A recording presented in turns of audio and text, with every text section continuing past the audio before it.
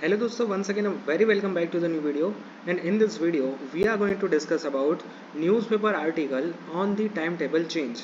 दोस्तों, जैसे कि आप अपने स्क्रीन के ऊपर देख पा रहे होंगे कि ये आज का गुजरात समाचार का आर्टिकल है कि जिसके अंदर यहाँ पर पूरी डिटेल में डिस्कशन किया गया है, पूरी डिटेल्स में आपको आर्टिकल प्रोवाइड किया गया है कि क्या चेंजेस आए हैं, किस रीजंस आए हैं, अब इसका इम्पैक्ट क्या होगा, वो सब कुछ ये वाले न्यूज़पेपर के आर्टिकल के अंदर कवर किया है।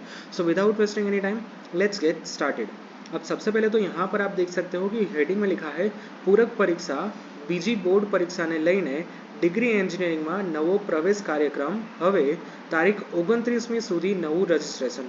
अब कुछ इस तरह से यहाँ पर हेडलाइन लिखी है। अब नीचे क्या लिखा है वो भी पढ़ लेते हैं। ધોરણ 12 સાયન્સ પછીના ડિગ્રી એન્જિનિયરિંગ અભ્યાસક્રમોમાં પ્રવેશ માટેની ઓનલાઈન સેન્ટ્રલાઇઝ પ્રક્રિયામાં ધોરણ 12 સાયન્સની પૂરક પરીક્ષા એટલે કે બીજી બોર્ડ પરીક્ષાને લઈને પ્રથમ રાઉન્ડની બાદ આગળની પ્રવેશ પ્રક્રિયાને લંબાવવામાં આવી છે અને અગાઉનો પ્રવેશ કાર્યક્રમ બદલીને નવો જાહેર કરવામાં આવ્યો છે।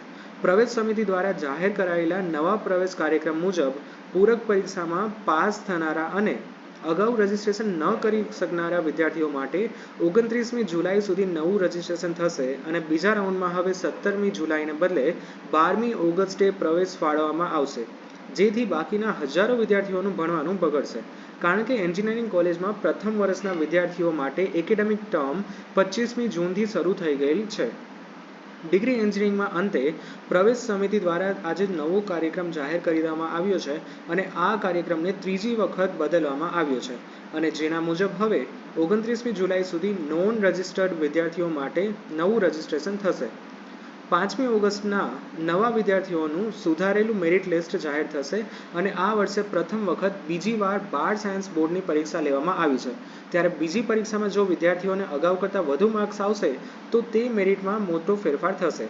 5 થી 8 ઓગસ્ટમાં બીજા રાઉન્ડ માટેની ચોઇસ ફિલિંગ થશે અને 12મી ઓગસ્ટે બીજા રાઉન્ડનું સીટ અલોટમેન્ટ જાહેર થશે।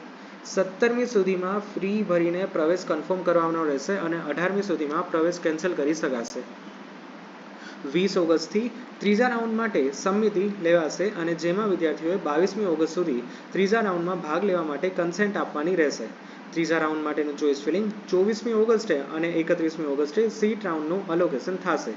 31મી ઓગસ્ટ સુધીમાં તમામ પ્રક્રિયા પૂર્ણ કરી દેવામાં આવશે। આમ આ વર્ષે પ્રવેશ પ્રક્રિયામાં એપ્રિલમાં શરૂ થયા છતાં પણ ઓગસ્ટ મહિના એટલે કે ઓલમોસ્ટ 5 મહિના જેટલી ચાલશે।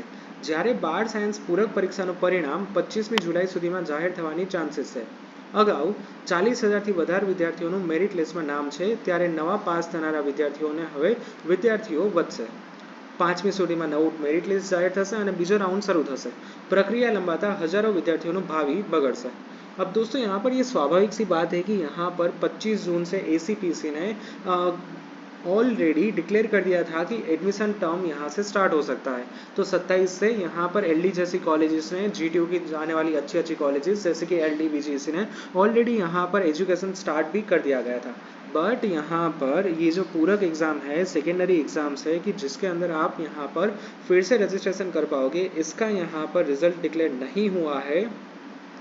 इस चलते यहाँ पर पूरी प्रोसेस में देरी आ गई है, डिले हो चुका है। सो यहाँ पर आप ये न्यूज़पेपर के आर्टिकल में भी सेम पढ़ सकते हो, ठीक है। सो या that's it for today's video. Thank you very much for watching this video. If you any doubt then ask me in the comment section. Thank you, bye bye.